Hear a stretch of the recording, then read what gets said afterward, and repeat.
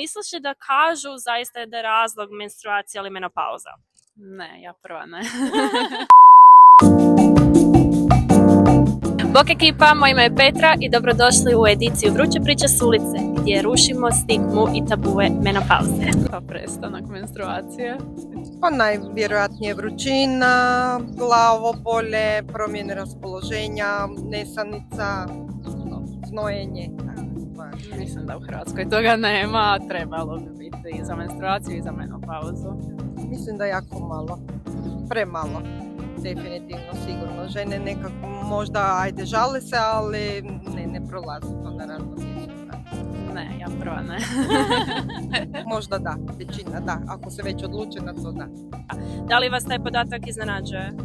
Malo da, trebalo bi biti više toga.